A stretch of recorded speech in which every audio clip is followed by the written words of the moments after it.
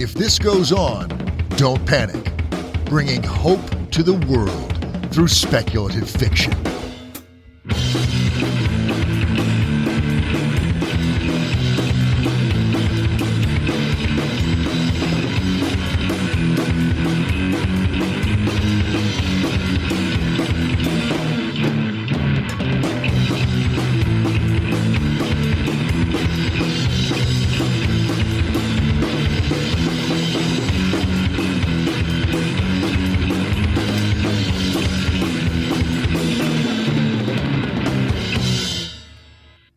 Hello and welcome to If This Goes On, Don't Panic. In this episode, we have author Kate Elliott.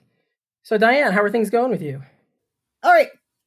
I'm doing the Game of Tomes Tourney of Tales. I'm pretty intensely involved in that right now. We're doing our 50K word challenge this week.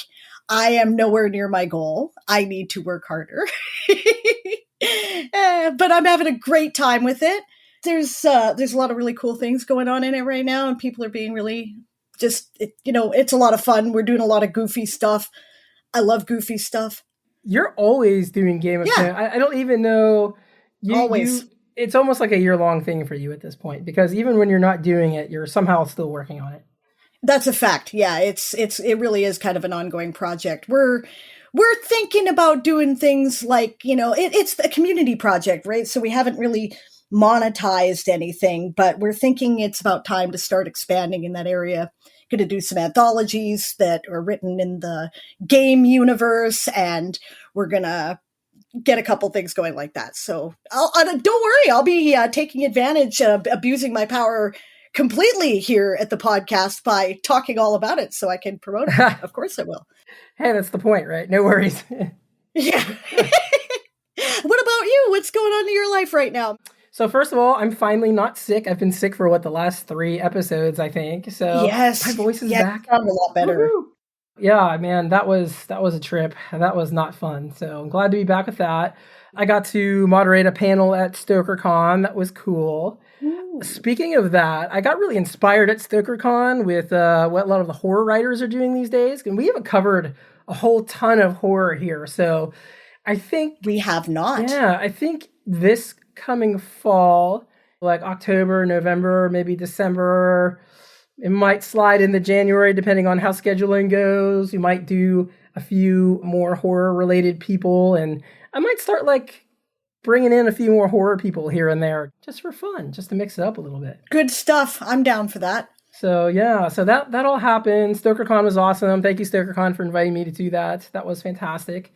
What else? Oh, the other big thing is I've got my oldest son playing the original Final Fantasies with me, like 1, 2, 3, 4, 5. Oh, nice. Yes, and we just beat Final Fantasy 1, which Yay! Was my favorite game from the ages of 10 to I don't know. When did US 3 come out? US 3, Japan 6.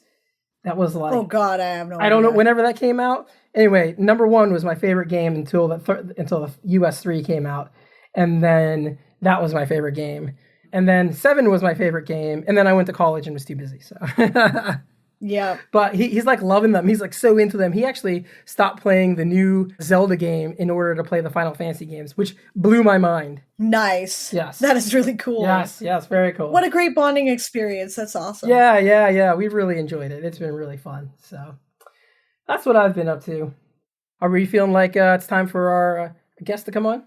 I am very excited about this because I am a fan. I've been looking forward to this for months. Let's do it. Okay. I know you have. I know you've been excited. So, okay, let's get involved here. Okay, we'll be right back. And we're back.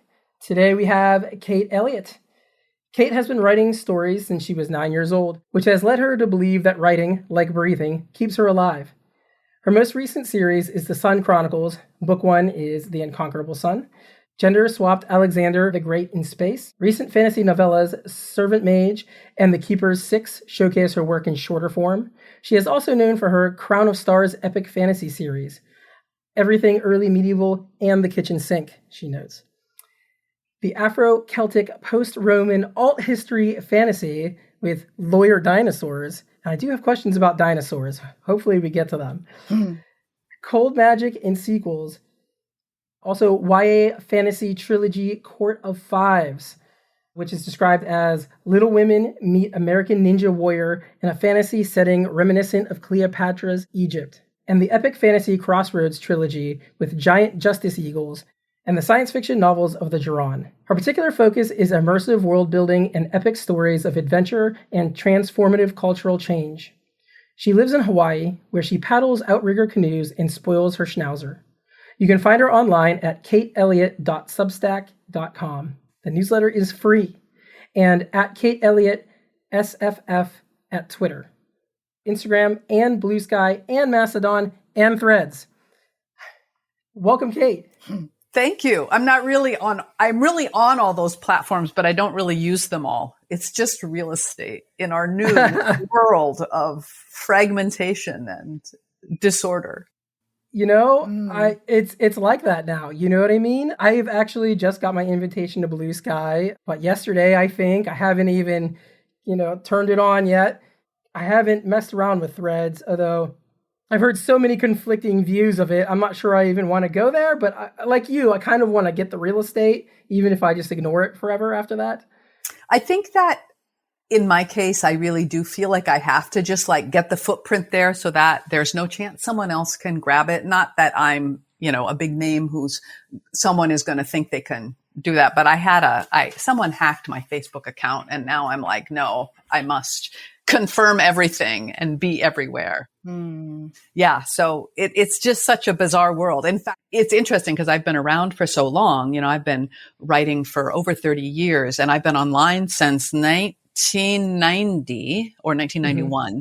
And just the changes in that time are so phenomenal. I remember dial-up. Yeah. I can imagine. Me too. I want to go back for a second, though, because you said you are not a big name, and the folks that work on this podcast would disagree with you on that. Yeah, we were all like, Kate Elliott, really? Ah! Oh, you're awesome. Do not, I became a fan of yours years ago, right? I don't even remember in my early adulthood, it was, and I'm going to fangirl a little bit and gush, and I'm sorry. It's all right.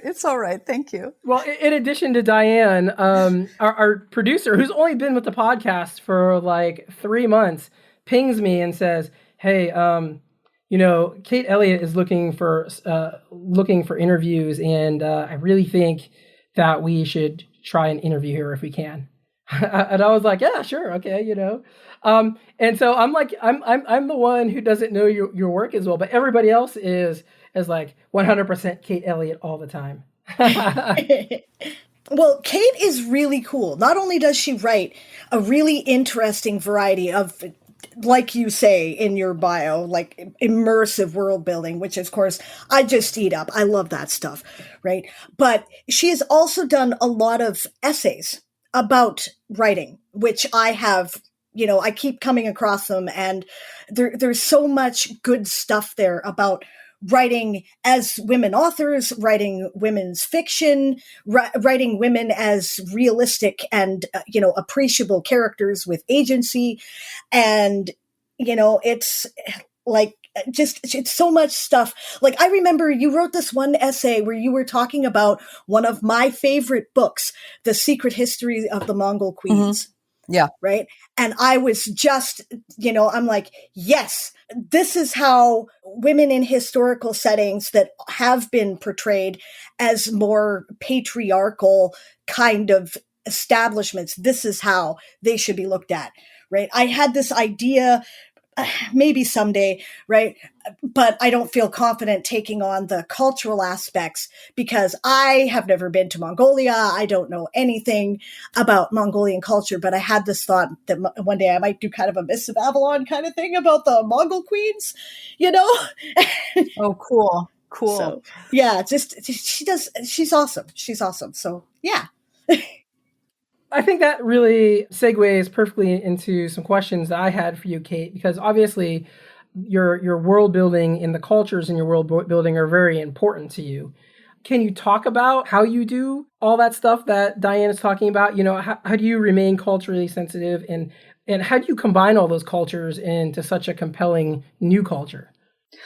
I am someone who has always read a lot of history. I am just genuinely curious about the world. I mean, to me, the world and people and all these things, they're just at root so fascinating to me.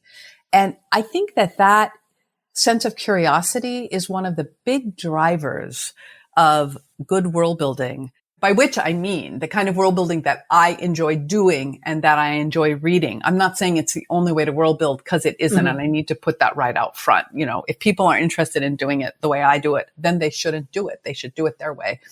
But I think that a general sense of curiosity and a general sense of respect towards people, if one approaches a culture with a sense of superiority or contempt, I don't think the writer can ever do a good job writing any aspect of that culture, whether as a tourist or trying to dig deeper into it. I think that disrespect is kind of the root. Much of the most insensitive writing, or people who just think, well, I'm going to take this and I'm going to use what I think they are. There's this idea that I'm going to say kind of a patriarchal idea, which is the I know you better than you know yourself. Yeah. When that's used as a basis for developing a world, the world will then reflect something else. And so I always try to go in with this sense that I'm amazed and curious and interested in the places I'm going or the places I'm trying to write about. I don't need to just write about my experience, because I don't read for that. I'm not someone who reads to read a book about someone like me. I don't write memoir. I don't write thinly veiled autobiographical fiction. I don't find myself very interesting. I read to go to places I haven't been. I read to read about experiences I haven't had. I write to try to wrestle with the world. What is the world, and what is going on, and why do I have, what do I think about it, and what does this mean? I mean, so those things, and also, just to walk through a world that isn't our world, that I've made up. So those are kind of like the basic drivers for me of what I do. You mentioned the essays, and one of the things that once you begin to read any kind of history in a real fashion, not in a Hollywood fashion. And I'm going to make a quick tangent here. I just saw a report that someone said, hey, it turns out that back in the Paleolithic and early hominid phase, it wasn't just the men who were hunters. And, anyone who has paid attention to anything and to people will be like, yeah, we kind of knew. Yeah. We knew it was something imposed on them. It's not a discovery. It's never been true. Is patriarchy real? Absolutely. Has it constrained both what women have been allowed to do and what men have been allowed to do? Absolutely. But as soon as you read history, you see that women have always done these different things.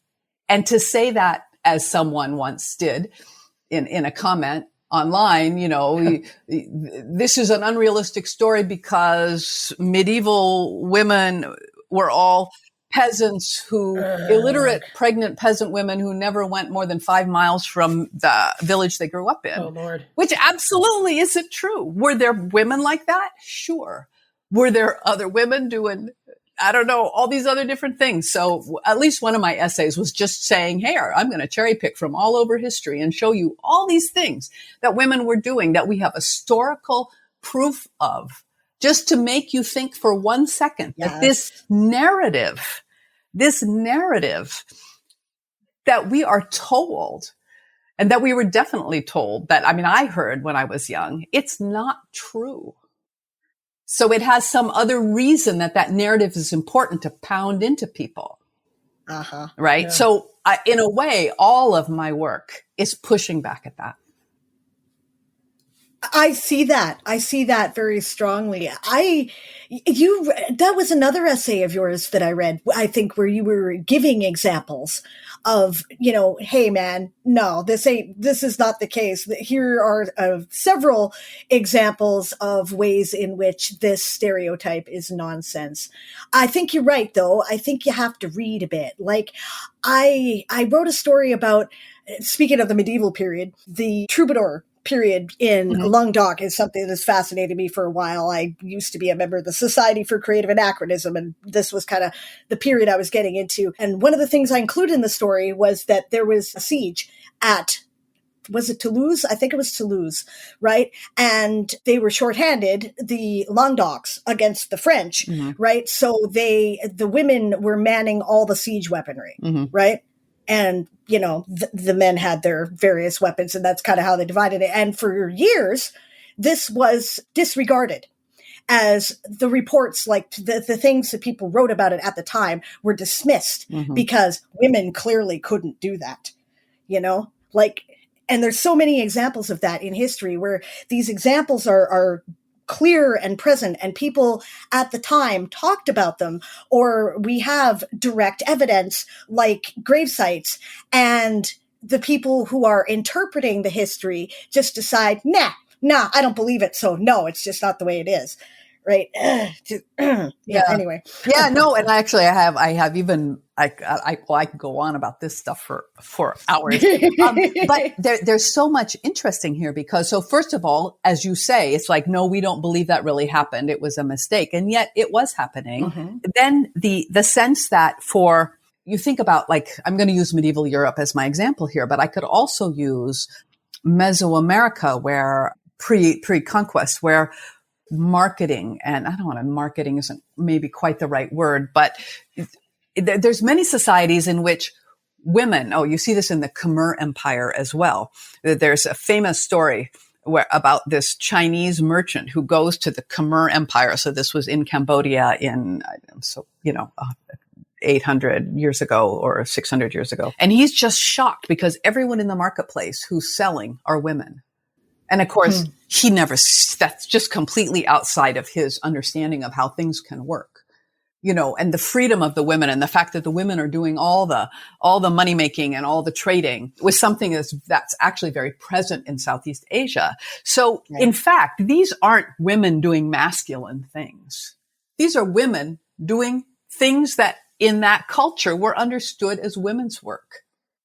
So it's only this narrow Western view that says this is a male thing, this is a female thing. Well, probably, almost certainly you can find a culture where that isn't true. So there's that aspect of like how the narrowness of which some cultures, of which our culture, the USA culture in particular, almost in North America, well, I'm just going to say U.S.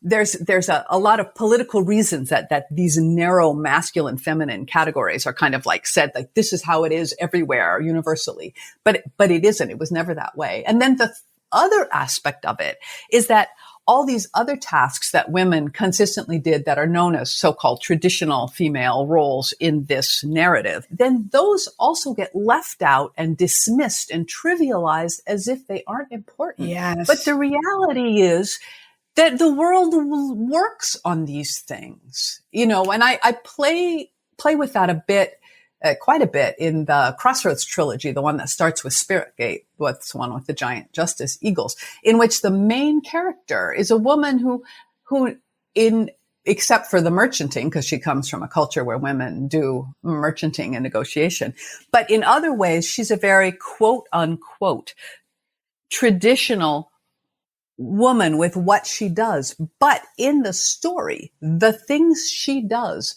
are crucial to the success of the people she is with. She makes things happen that couldn't be done via other avenues. And so, because I wanted to say these things matter. They need to not be pushed aside and said, well, they don't matter. So that there's just so many layers to this. We got into a discussion in my household about how we seem to, in recent years in our culture, have lost the role of the traditional family matriarch.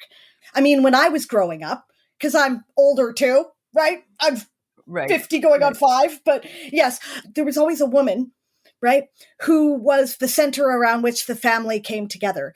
And she would make sure that everybody came for the holidays and that you knew what cousin Gerald was doing and that people stayed in touch and you would go to her house for whatever the holiday was.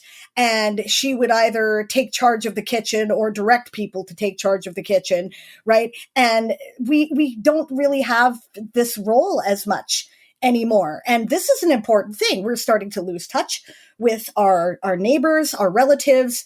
There's this distance that is developing because nobody is assuming this role because this role has not been regarded as important as it is. And I agree with you. And I want to add that that's actually in a specific subcultural area in the US and Canada, because of course, that role is still present in, let's say, Black American culture, right? That role. I see it in my Filipino neighbors exactly. who live on the other side of my backyard. Yeah. So I moved to Hawaii 20 years ago, and the Pacific Islands are an auntie culture. It's very much true here. And going back to the mainland is kind of culture shock when you come from here, because on the mainland, once you've passed our just the whole Hollywood view of women and these very weird, constrained, and of course it's getting worse now politically, with all these weird culture wars thing. But like, if you're over the fuckable age, then men don't see you anymore. I don't mean all men, but I mean, there's a whole, whereas here, you could be someone's auntie. No one's gonna, young men, you could be someone's auntie. It's just a different, older women still are visible in this culture because they're still important. And that's, that's all that Pacific Island, East Asia, Southeast Asia influence in here, but particularly the Pacific Island influence. And that's good to know. Like, I think it's good to appreciate the fact that it doesn't have to be this way. It is not inevitable. We can make different decisions. We can look to other cultures for examples. We can, we can expand on the limits that might seem to be imposed on us. And I think this is also good for regardless of gender. One of the elements of our current culture war that we're involved in North America, of course, is, what is gender? How fluid is it? Is it a binary? No, there's no reason it has to be and never has had to be. So, yeah. I love your work on this. I just love it. Thank you. It's just exciting to talk about this with you. It's cool. And actually to circle back to Alan's original question is that when you approach, as a world builder, when you approach things, not with this sense of, I know how things are, but how are things?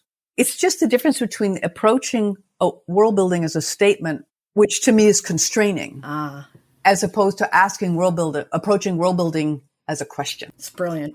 And that gets back to sensitivity and respect too. So approach world building as a question. Sorry, Alan, I guess we got on our soapbox a little bit here. No, I have no problem with that at all. Let me just say that. That is an excellent conversation and one that definitely needs to be heard for sure. A few things I might say. Around my house, our gender roles are a little bit backwards, If there's someone who has a hammer around here, that's my wife, because I am hopelessly bad at fixing anything, really. I cannot cook to save my life. Yep. I probably spend more time taking care of the kids than she does. You know what I mean? Because she's fixing the things that what gender roles would say that I should be fixing. You know what I mean? And, and things like that. To agree with Diane for a second too, the matriarch role, that was my grandma, my mom's mom, and she was that person.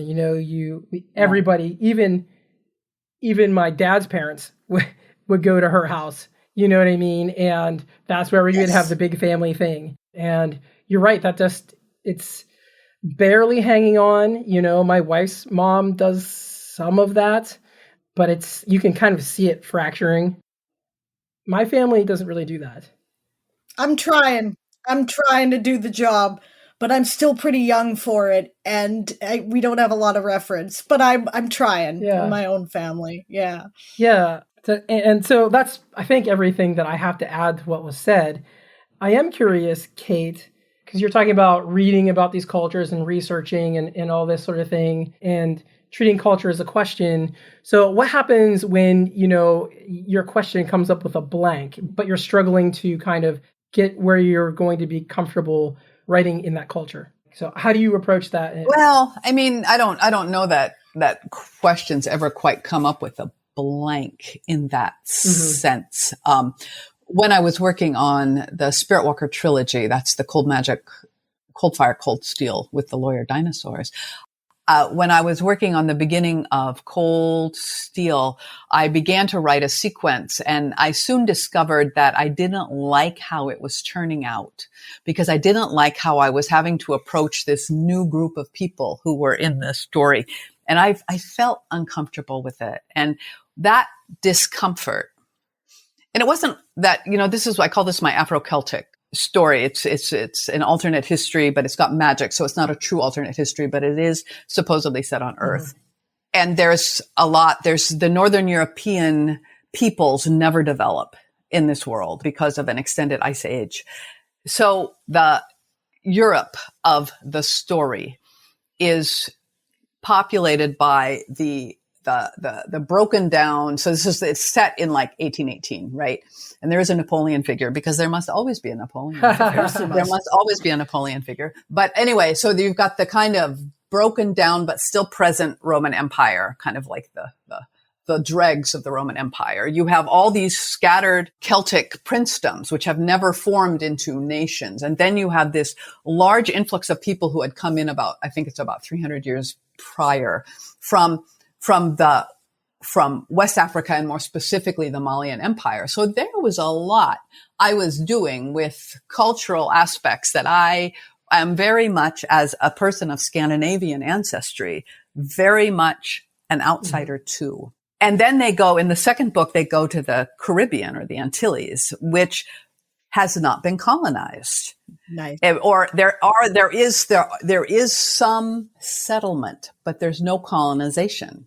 So the big empires and so the Taino, for example, who were in the process probably of expanding into kind of, empire is tricky in that context, but they're basically controlling all of the Caribbean. And then there are the Purepecha, who are also called the Tarascans, are kind of in control of the Central America. And there's a large Comanche kind of empire in the north. And then there's some settlements, and then there's others, right? So the book 2 mostly the second half of the book takes place in the Caribbean in one setting. So at the beginning of book 3, I was going to add this other cultural aspect, which was like a party of Comanche raiders who have come into it. And I just wasn't comfortable with it. And so I listened to that. I said, you know what? There's something about this that's bugging me, that I feel like I'm veering too close to things that are beginning to feel like cliches to me or impositions to me. So, and anyway, I don't need this whole sequence anyway, because I need to get these two people back to Europe, because the big events are going to play out there anyway. So I cut it. So sometimes you've got to play by ear. You've got to listen to what your instincts are telling you, that maybe this isn't the right thing. There's also just stories that I think are interesting, but that I just look at them and I think, yeah, I'm not the right one to tell that, because I don't think I can do it justice. I only want to tell stories that I feel I can bring something to. What it is I can bring to it, who knows, right? But I've got to feel that what I write, that I brought something to it that was unique to me. Will it be good? That's not for me to judge. But I can say to myself, when I look at Spirit Walker, I can say, I brought something to that story that I had to say. And I feel that whatever its flaws are, and everything I've written has flaws, and whatever lack of sensitivity it may show, and I bring that same lack of sensitivity to everything I've written in different ways, right? In different there's just different aspects of it. I mean, all I can do is bring myself, but I look at that and I say, overall, I'm satisfied with that story. So that's, to me, is what you've got to be willing to say, yes, I wrote it. Not defensively, but yes, I wrote this. Awesome. Awesome. That is really good advice, I think. Yeah. Yeah. you're talking about all these cultures and these globe spanning adventures and all of this, having read Unconquerable Sun to prepare for this, I think I understand, the complexity of the plots and the politics and everything that you bring to the table, Kate. Can you talk about how you prepare yourself for these huge plots and all these on these complex politics? And Yes, I would love to know. yeah, how do you keep track of that, and how do you weave those things together in a way that makes sense? I don't have a good answer for this. Some years ago, Joe Walton said to me, I think your natural length is the trilogy. Mm. And I think that's true. I don't say that for good or for ill. I think that, some people are really short story writers. Mm-hmm. Some people are novelists. Some people are whatever, right? People have different ways, and something about my brain. And it can be frustrating for me sometimes when I pass that 140,000 word and I think, well, this is going to be 180 if I'm lucky, right? Oh, no, it's going to be 200,000, whatever, right? I get frustrated with that sometimes. So my brain just kind of, it's like something is going on in my brain that creates these layers. I love layered plots where you set up a bunch of stuff, which means it takes a while to set it up.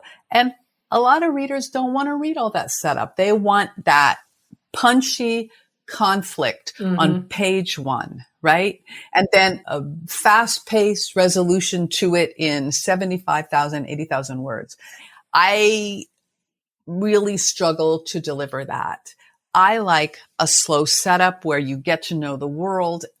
I like weaving things together so that then at the end you bring it's like opening something up and then layering it back in, right? And then when you layer it back in, bam, you've got it. I like writing stories where I've given the reader enough information that there comes a point in the story where the reader says to themselves, not me on the page, the reader says, oh, fuck. Because they've seen the connections, right? I don't have to say, oh, and then he realized that because he put the glove on his hand, he was going to be the sacrifice. No, put the glove on his hand and let the reader go, oh no, shit. Yeah. He didn't know, right? Let the reader see people come together and have a conversation after you've gotten to know them where the reader knows how they're talking at opposition to each other or how, whatever, right?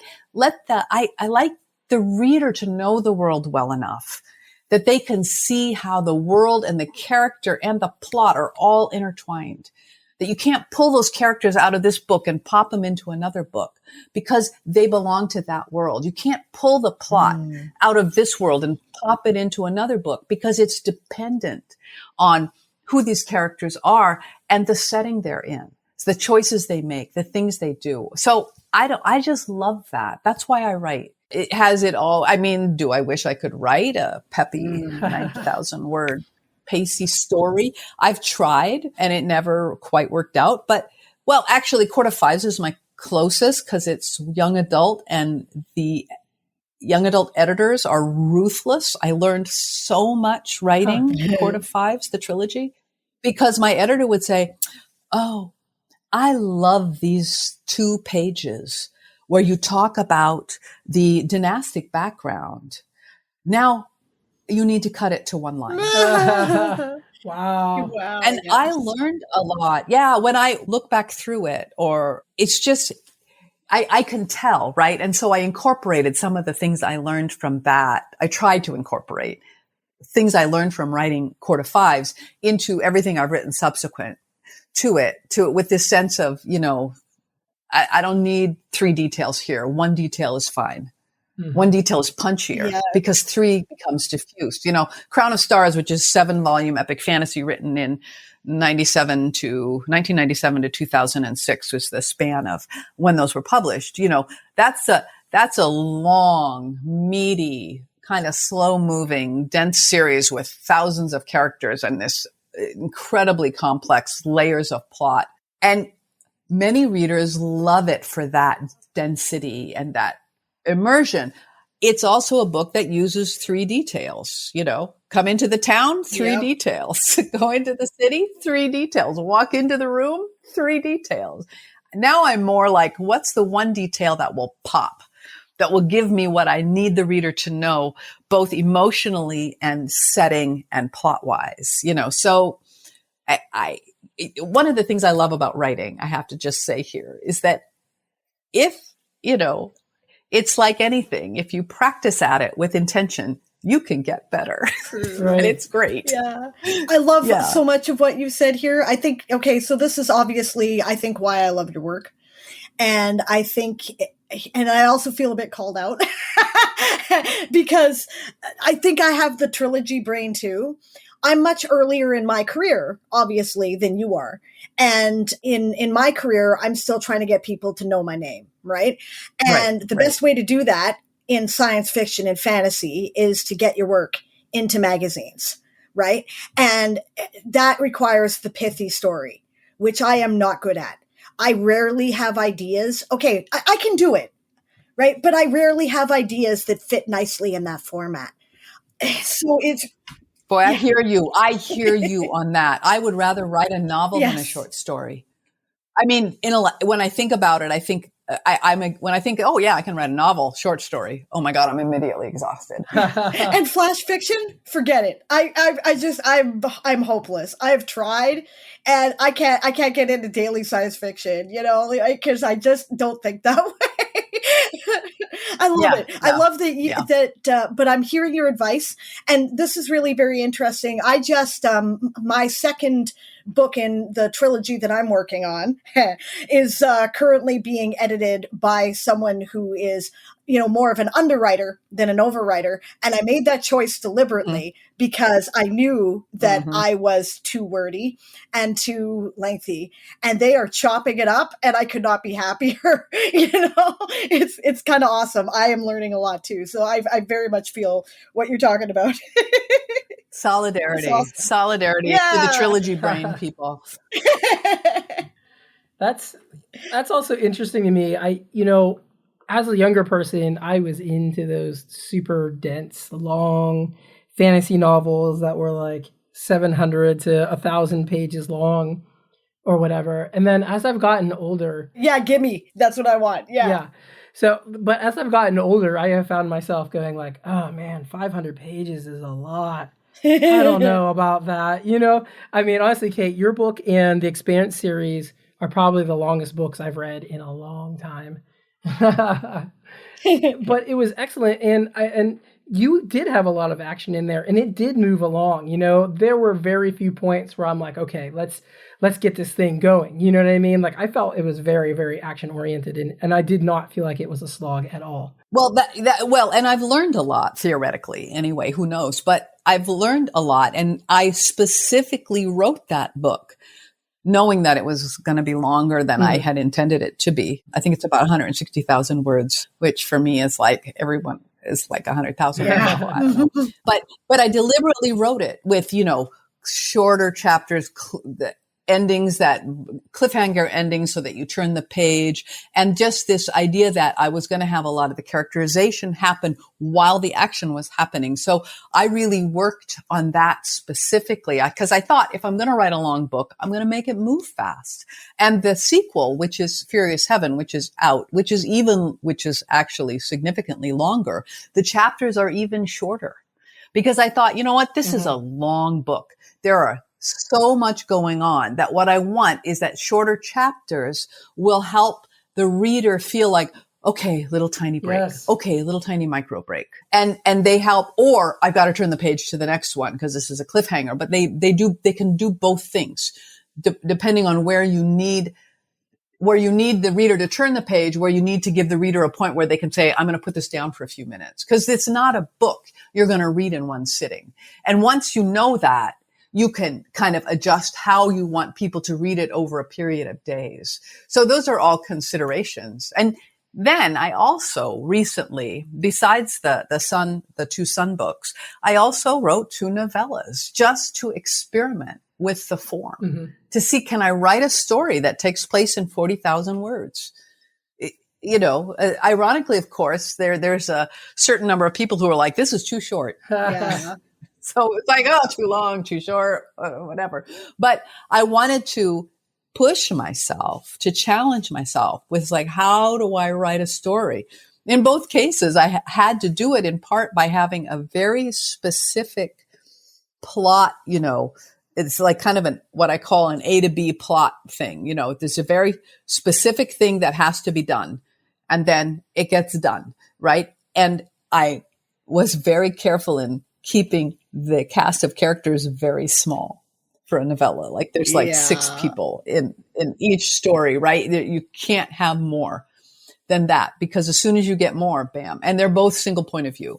So I gave myself some restrictions, and then I worked with that to see how I could work the form, just to try to teach myself stuff. Also because it was a chance to like dip into these 2 worlds that I might never have had a chance to dip into if I thought, oh, I'm going to write a trilogy here. Yeah. So that's one of the things I love about writing is you can endlessly be doing different things if you want to. If you don't want to, that's also cool. But you can, yeah. Yeah. Let me just say one thing, Diane, and then you, because I know you're holding back. Oh, comments. no, it's fine. It's fine. I just want to say I love short chapters. Love short chapters, and I think it was Todd A. Thompson back when he was online still, and he said, I make my chapters any size I want. Sometimes my chapters are 1 sentence. And by the way, I love Todd A. Thompson's work. Yeah. And I just, I never had thought about it before he mentioned it. And since then, I've always been like, oh, I love this book. Let me see. Short chapters. Yep. I don't know what it is. Mm-hmm. I'm actually, yeah. No, well, I think that whatever else, I think we are now, or many people now are just bombarded with stuff, and we're tired. Our brains are tired, and short chapters are like little sprints, right? Mm-hmm. Oh, I only have to walk 100 meters. Okay. Oh, I have to walk another 100 meters. Where the long chapter is like, sometimes it's like, okay, are we at the end yet? I mean, I do that sometimes. I'll start reading a chapter and I'll kind of flip through and say, how long is this? Yeah. No, it's long. I'm going to wait and read this later. As soon as you're waiting and reading this later, now you've like inserted that little bit of a pause in your relationship to the book. If you're like, oh yeah, I can read this, before I have to go, whatever. So now you're not inserting that pause into the book. So my current project that I'm revising it's deliberately short chapters for that same reason. It's clever. I love it. It's a good idea. You're not wrong. I think we really are kind of bombarded with all this information, and we don't know.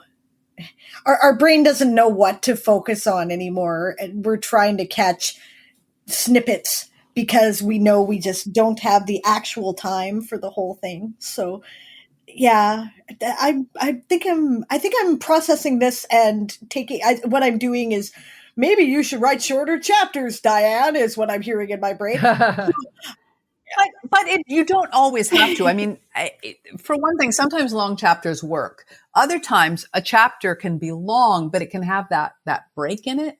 The double break that functions like a chapter. Oh, okay. Because it doesn't function like a chapter, but it functions as a pause, right? So it comes, then she turned around and began climbing up the hill, double space, at the top she found. So now it gives you permission to say, I could pause here, or my brain can go on hold for 3 milliseconds. Anything that allows that kind of little rest point to our overburdened brains, I think is useful. But actually, I think people should write their chapters exactly how long they want to write them, and not listen. In my case, I do it because my books are already so long. I want to do everything I can to make them readable. Yeah.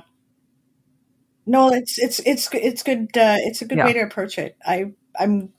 I'm incorporating this now. Maybe this is something I need in the current edit. I appreciate it. It's cool. Or try it, and it might work, or it might not work. And either way, in the end, as artists of whatever kind, we have to ultimately go with what feels right to us. Yeah. Because we're the final arbiter. If we don't, in the end, we're all dust anyway, right? So in the end, what matters to me about my art is that I can say I did my best with this at the time I wrote it in a way that I'm satisfied with. That's it. Yeah. I can't control anything else. That's it. So, I feel bad when people are like, I'm not talking about you, Diane. I feel bad when people like twist themselves into, I need to do this or I need to do that. But I just want to, if any of those people ever wonder that who are listening to this, I just say, go with your gut. Go with your heart. There's no one right way to do it. That's a fact. And you do have to, I agree. You have to be true to yourself. I have worked with editors who are amazing editors, and I love their work, and they do great things, and they've done great things for other people that I know, but they're not the right editor for me because they don't get what I'm trying to do, and they try to make it into something that it just isn't.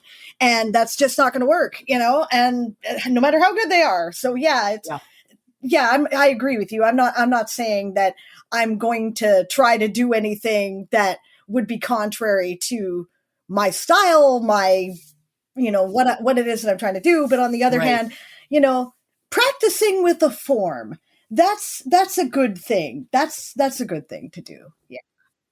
I have a back burner project now. I always have something on the back burner that's kind of, I'll call it in development. Right.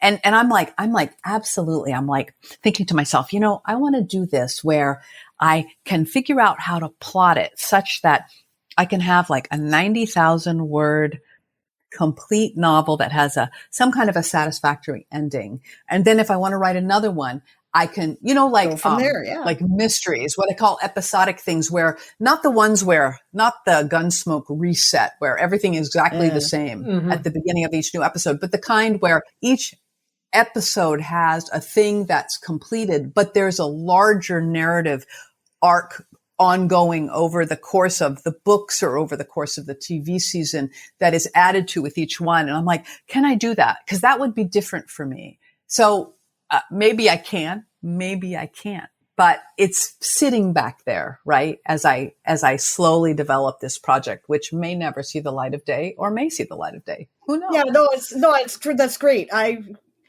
agree with you. It's something too, as I just realized why I'm stuck on a particular project. No, I have to go to the place where it's exciting. Place. Is what has to happen. I have to go to the place. So, isn't it true though, as writers, like this happened to me yesterday. I was like, okay, now I've got to write this scene. They're just coming up to the gate. Oh, are they? And then I realized that I wasn't sure. Are they suspicious or are they not suspicious? Are they And then I just spent the whole day thinking about it. I couldn't write it. And at the end of the day, I figured it out. But sometimes I'll be stuck for 2 or 3 days or weeks. Yeah. Because there's this little sometimes it's the smallest little thing. Sometimes it's a structural outline thing. This just happened with the Third Sun book, which I'm still in the early stages of writing, because I have to outline this one more thoroughly than I normally ever outline. I like to usually write through. I have a lot of stuff in my head. I know where I'm going and I know a lot of stuff happening, but I usually like to write through and then go back and revise once I have a thing. Yeah. In this case, because of the nature of the beast of this very complicated plot, I have to do it's book 3. I have to do a very much denser developmental outline. And I have quite a bit. And I figured that out because I wrote like 60,000 words and I stalled. And then I rewrote. Yes. And then I rewrote. And then I rewrote and I stalled. And so I sent it to my, a partial and some outline material to my editor. And she said back, she goes, oh, I think that this event, which is which is not the next event, but the event, that takes place in, let's call it part 2. She goes, I don't think it belongs in part 2. I think it belongs in part 3 because emotionally it's too big for part 2. And the instant she said that, I thought, that's it. That's why I'm stalling. I don't want to go there yet. I've got to move it back because it's more important than this other event, which seems bigger because it's physical. Yeah. It's a physical thing, but the emotional event is the bigger one. Yeah. for the reader and for the characters. So, and then it's like, oh, all right. And that, but it's weeks, maybe months of being stalled because I was so sure it had to come at this one place. I get it. Yeah. This is a familiar conversation. Yeah. Yeah. That's so cool. Yep. Thank you. Actually, that gave me a lot of insight. I think I will be processing this conversation for some time, actually. This is great. My work here is done. Alan, yes, it is. Yay! But this is why I do this podcast, right? I just get this opportunity to talk to amazing people and learn things. Yeah. Right? Yeah. So thank you for teaching me. This is cool. Thank you. Alan, you had better ask whatever questions you have left on your plate because I'm looking at this time and I'm like, we could be here forever. I'm like, I feel like we barely got started, but you go for it. Go for it, Alan. Anything. Okay. So Ken, our new producer, asked me to get at least one of his questions in. So I am going to ask one of his questions right now. What is one thing that you've done for research that you struggled to explain to a non-writer? Hi, Ken. Wow. For research. Deliberately for research or not deliberately for research? Well, he doesn't specify, so. I say give us both of them. I want to know too. Well, I don't. Wow. This is actually a hard question. Well, I gave birth to 3 kids. That's great research. Isn't it though? Those kind of experiences, life experiences like that. Yes. Yeah, there are some kind of life experiences that you do because you do them, right?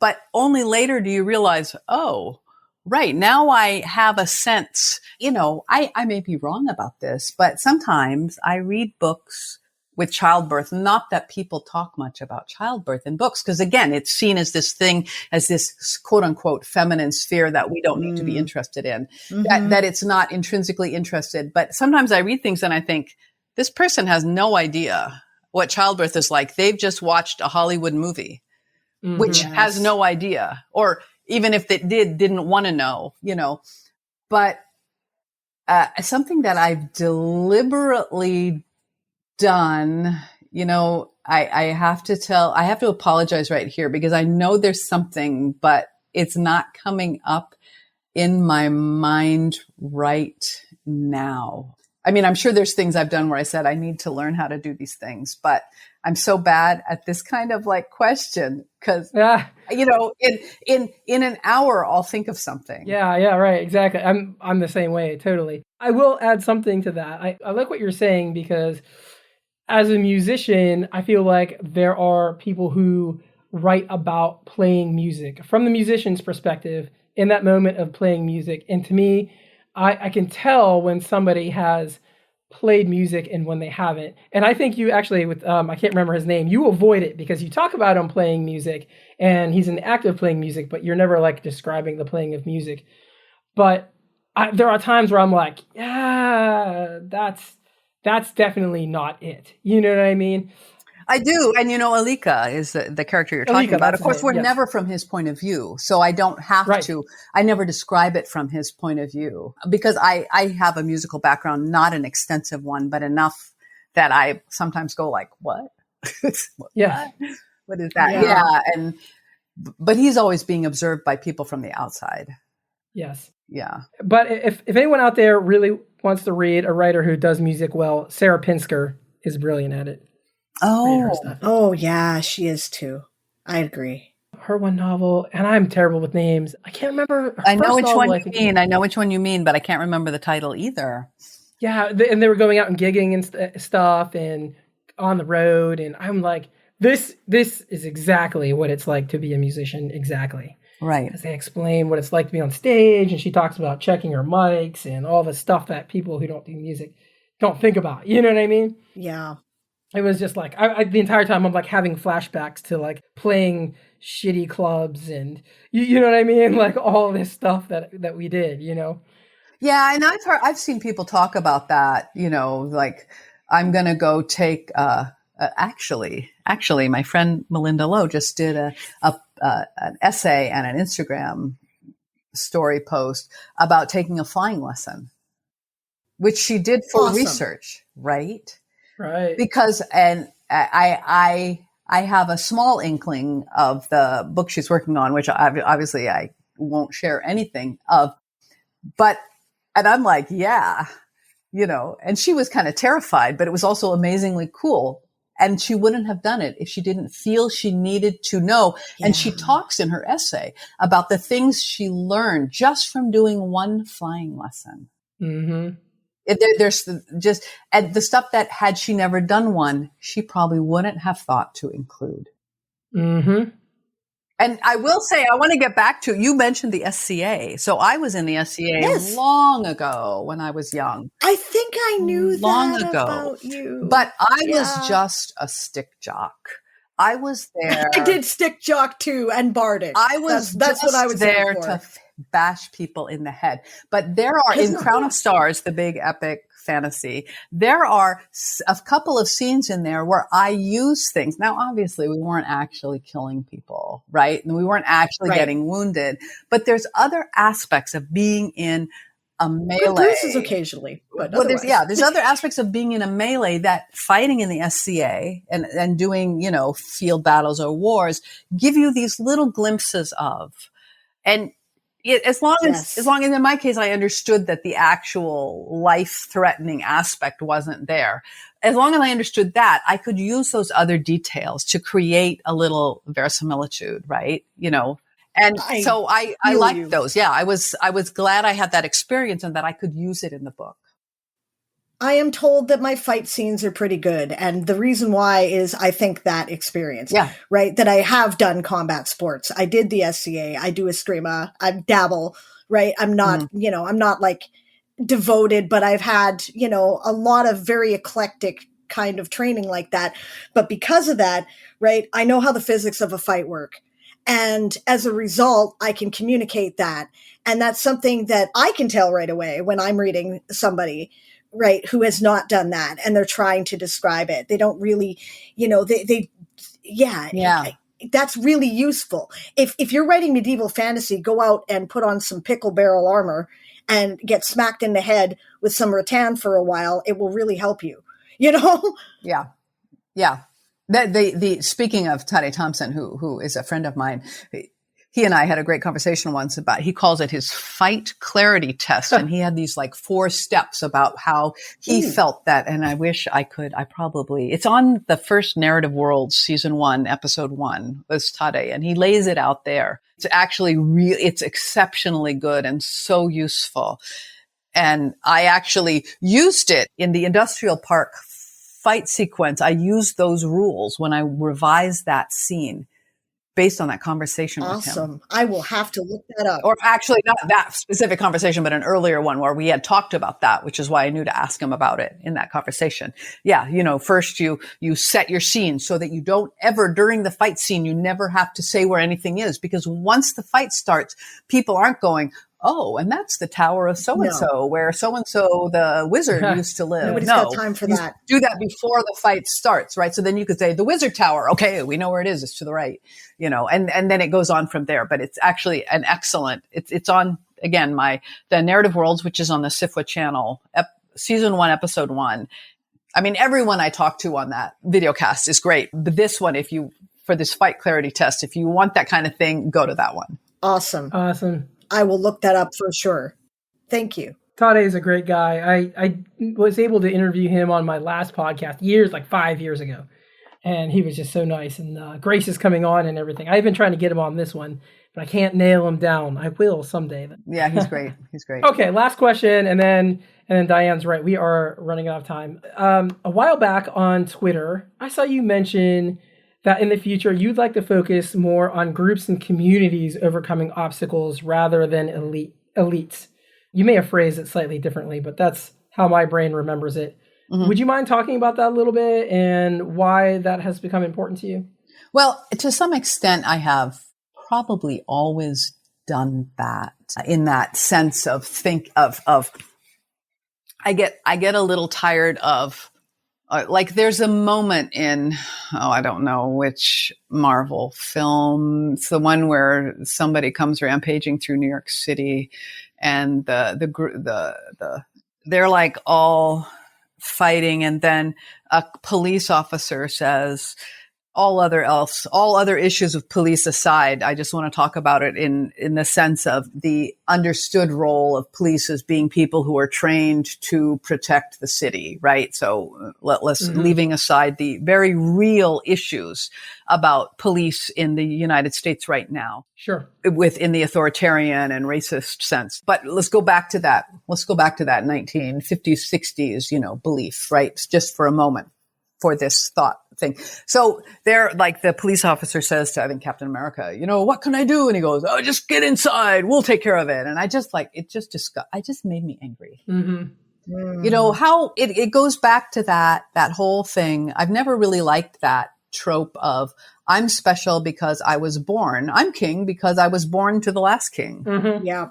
I have divine blood because I was born to this other guy whose great grandfather led a war and killed a lot of people in order to put himself on the throne instead of the other lineage, or maybe because he comes from whatever. And so now suddenly we're the elites, now we're the billionaires. We're better than people because we were born with money. I've never liked that. And I think a lot of my work can be read that way all the way back. I do also deal with elites a lot because a lot of political stuff in the real world as it is and has been, runs through people who are working with elites. But even in Crown of Stars, there's one of the heralds who's a secondary character who talks about this religious aspect that all souls are equal before God, right? So it's there. But when I think that comment that I made on Twitter is probably something I've been thinking of in response to the climate change and the real challenges we're dealing with, what I call, well, not what I call, what people call predatory capitalism and the unsustainable nature of our economic ecology and the unsustainable nature of people refusing to see that we literally have the resources to create a better world. And many people are working to create a better world, but there's all these barriers. And one of the things that goes with that is this idea that, well, the elites will be fine because the elites, and by elites, I mean this idea of aristocracy, this idea of inborn, we're better than you just because we were born that way. And so we are deserving. That's what I mean by elites, not by that other thing of elites, which is that you read a book once. So, yeah. So I think that this idea that, well, the people up top will save us. Well, actually, in large part, people have survived for millennia, such as they have, because of the actions of the everyday people who are doing the actual work. And increasingly it matters to me. Actually, Servant Mage is literally in many ways about this. It's thematically. I mean, it's not, no, it's very much about this issue. Oh no. Yeah. So yeah. And it's funny to be writing the Sun books, which is gender swapped Alexander the Great in space, because obviously Alexander the Great was born as a prince. He became a king, the people, his inner circle were all people of high status. So I also am writing that, right? But within, especially more in the second book, you begin to see how I'm pushing back against that in other ways. Right. Because I am. But when I think about the future for us here, we who are living today, what I see is it has to come from us. Yeah. We are the ones, right? We working collectively with a sense of respect for each other and a sense of belief that people are deserving just because they're human, and that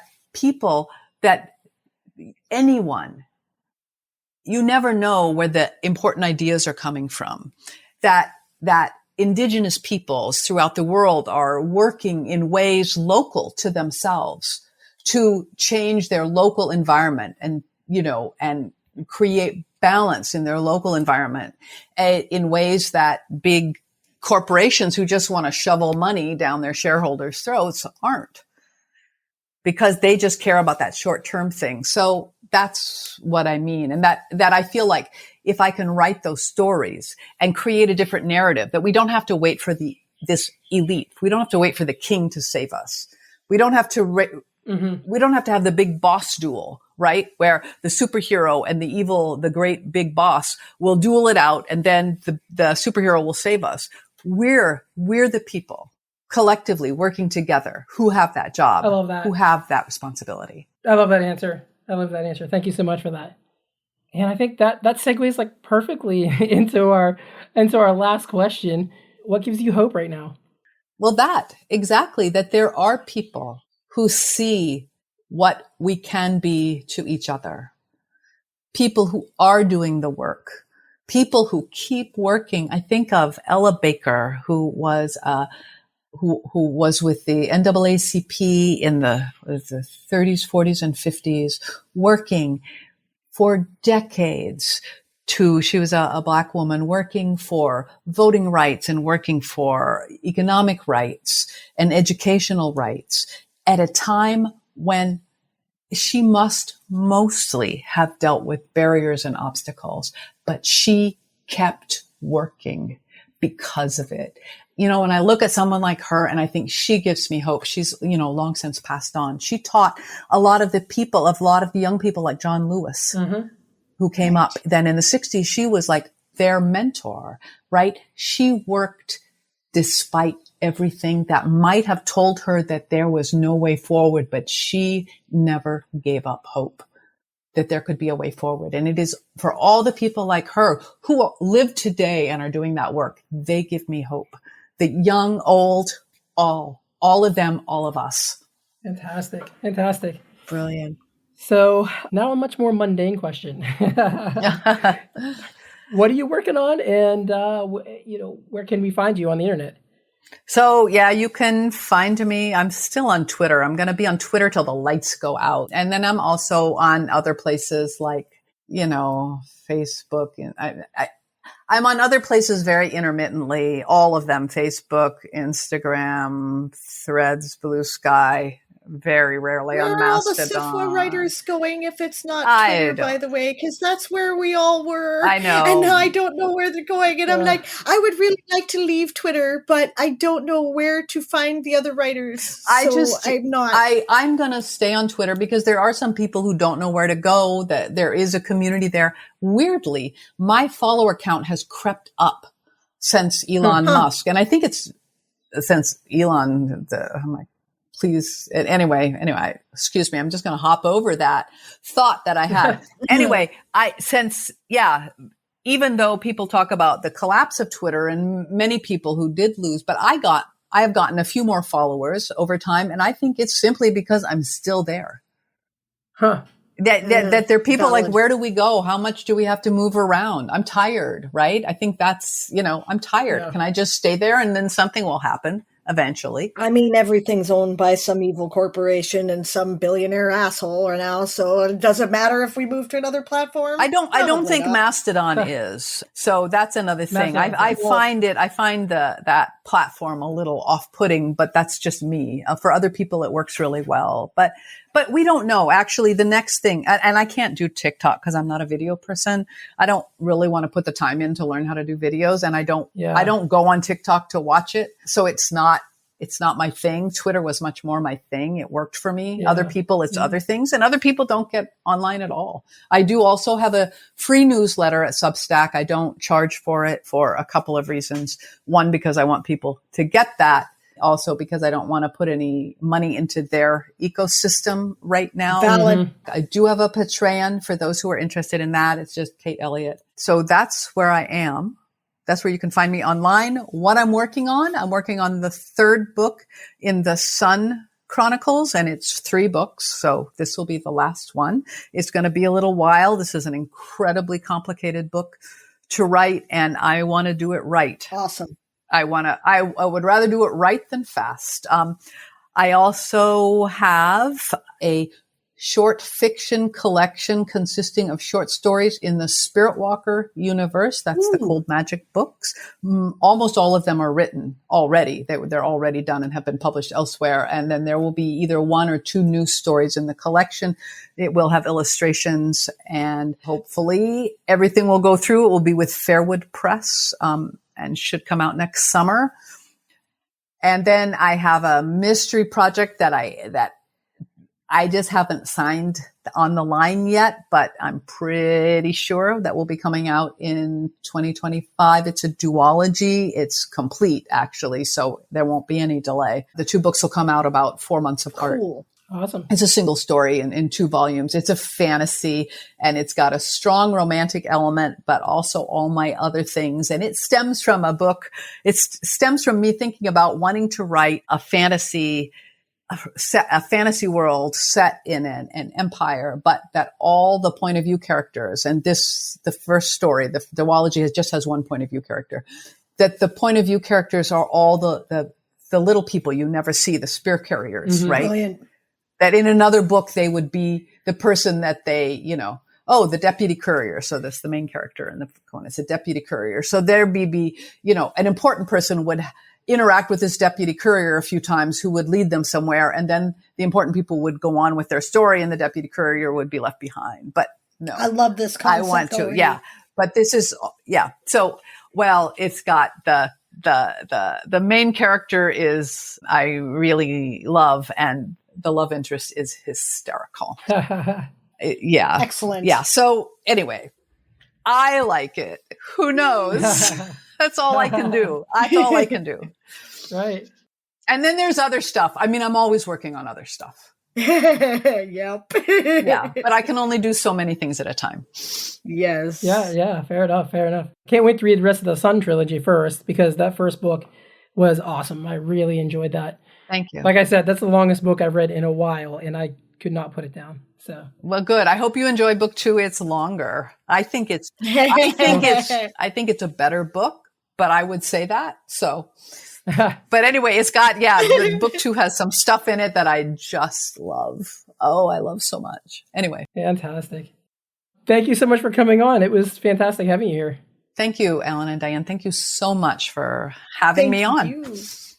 It really was a delight to meet you. You are as awesome as in person as I hoped you would be. Oh. I've really enjoyed our conversation. Thank you for teaching me. Thank you. All right. Thank you so much. And that was our interview with Kate Elliott. Diane, how are you feeling about things and what's going on?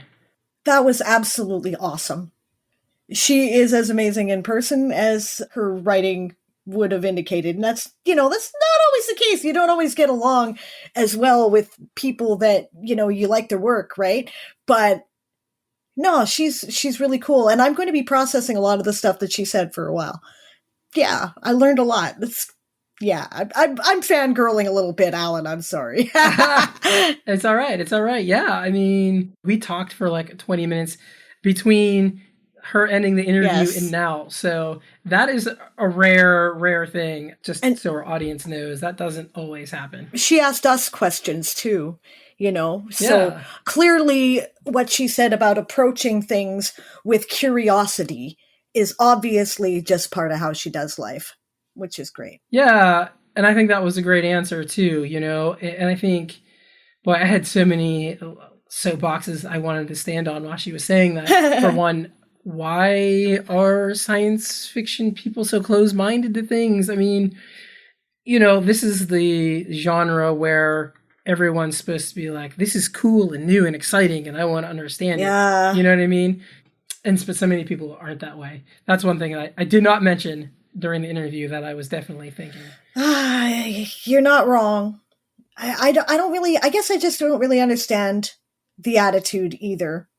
I guess that's why I love Kate's work, and other writers who write from that perspective, that whole let's find out as we're writing, as opposed to let's try to tell you, Yeah. Yeah.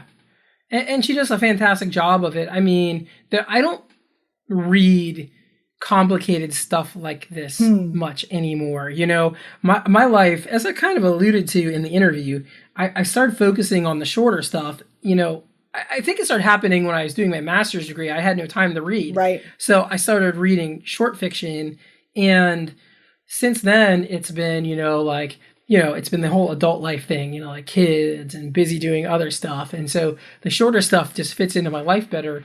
And like, I love the shortness of the short fiction, but I also want to have some more layers in there. So I've kind of drifted to the novella being my favorite length, where there's some complexity of a novel, but it's still simple and you can kind of read it and not think about it too much later on and just be done and move on. Right. I want epics. I don't want the stuff where, okay, there's some stuff out there that's got filler, right? Sure. But I'm not interested in that. I skip those pages, but I'm interested in stuff that is deep and complex and immersive, because for me, often reading that sort of thing is an escapism. It's a way for me to step out of the craziness that is our world. So I want stuff that is going to keep my brain busy thinking about it and, wanting to know more about the possibility. So, I'll take a good thick novel about the length that Kate likes to write, and I will go into the bathtub for 2 hours and I'll pretend the world doesn't exist.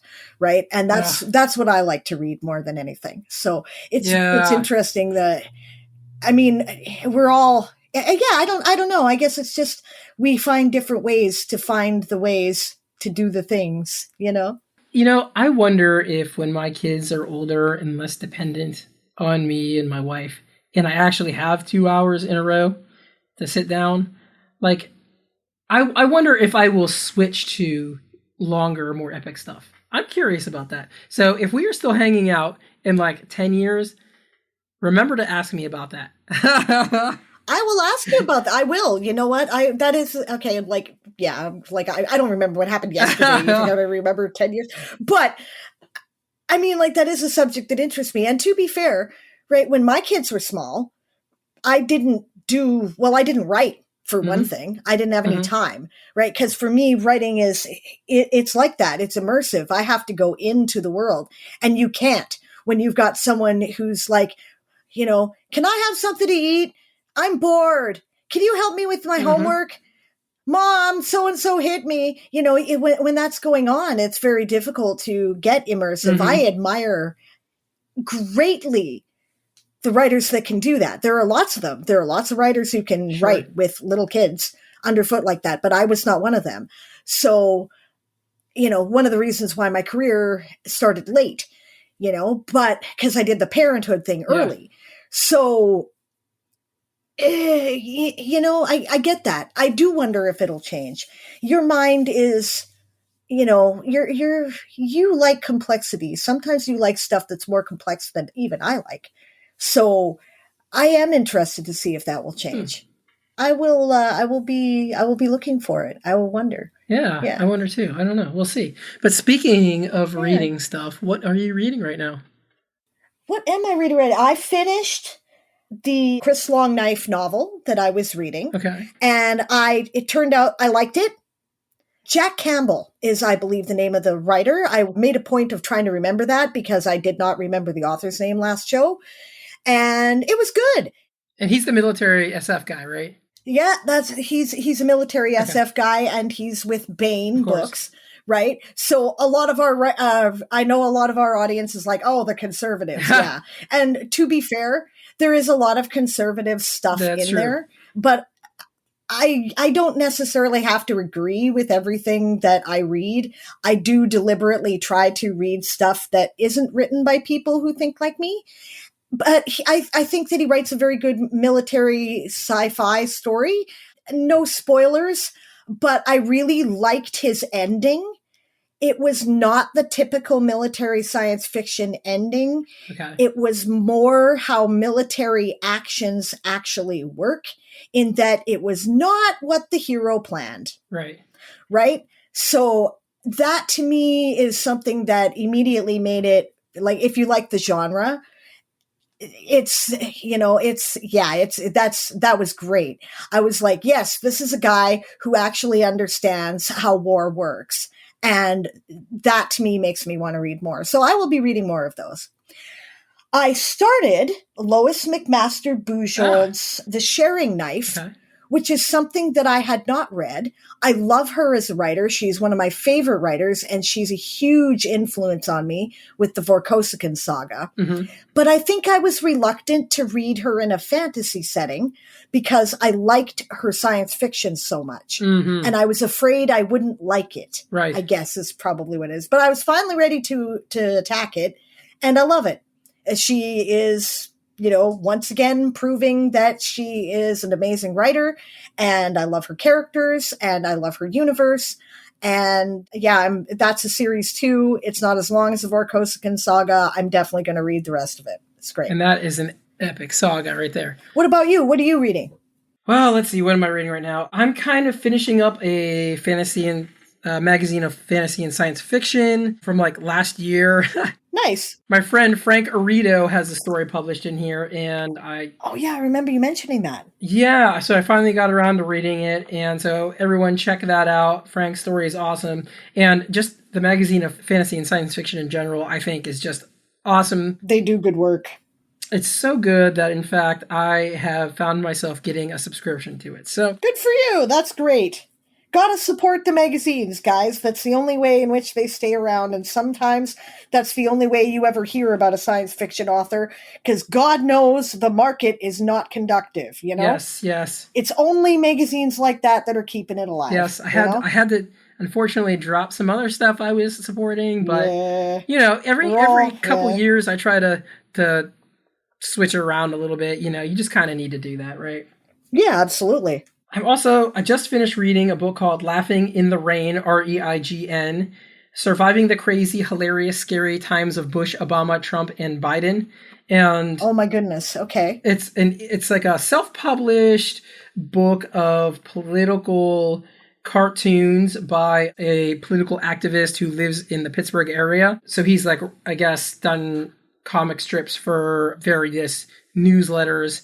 That was very different than anything I've read before, but also interesting, and also, like, how could I say, forced me to reflect on the last 10 years and just think, dear God, what have we been through? No wonder we're all, a little one too many hits from the snake, perhaps? Yeah. Is it surprising right now that, there's not enough therapists for everyone at this point? Valid. Yes. And I'm about to start Touched by Shadows by Vaughn A. Jackson, which is it looks like about a novella length. It's about 154 pages, and it's cosmic horror, which is one of my favorite horror subgenres.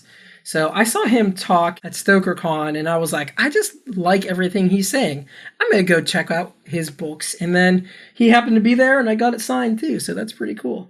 That is cool. Yeah. You'll have to let me know. I will. I'm actually going to be reviewing, if I like it, I'm going to be reviewing that as well. Brilliant. I haven't read any horror for a while, and I like my next 4 or 5 things lined up are horror, so it should be interesting.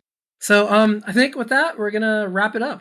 Yes. So here's our plea for money, as Alan likes to call it. Please support our Patreon if you have the opportunity. We know everybody's poor. I'm poor too. I had to pare back my Patreon subscriptions recently. I get you. But if you can, where do we find us on Patreon? Again, it's patreon.com/ifthisgoeson, right? Correct. And you can also find us on Ko-fi, Ko-fi, if you don't want to subscribe to anything and you just want to give us a one-time donation. I just want to add in here briefly. Unfortunately, my family is under some financial stress right now. So if anyone has made it this far into the podcast and would like to donate, would be greatly appreciated now more than ever. I know we don't usually push this very much. We kind of say it's there and just say, hey, if you want to, it's cool. But now would be a great time to show your support in this way. So hopefully that won't be forever, but that's the current situation. So if you can, we would appreciate it. Yeah, I get you. And if you can't, spread the word. Yep. Share us with your friends. Yep. Share us on social media.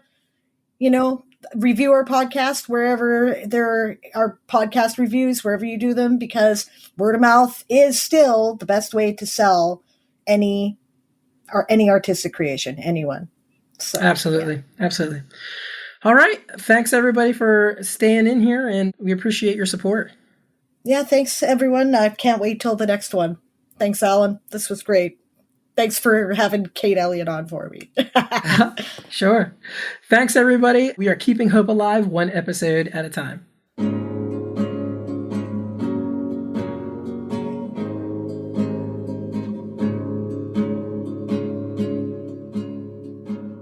If This Goes On, Don't Panic is edited by Alan Bailey and produced by Ken Schrader. Our theme music is by Father Flamethrower. Additional music is by Christopher Snydrowski and outro music by Sable Aradia. Intro by Dave Robison. A special thanks to our guest, Kate Elliott. Thanks for supporting us, and we'll see you again soon.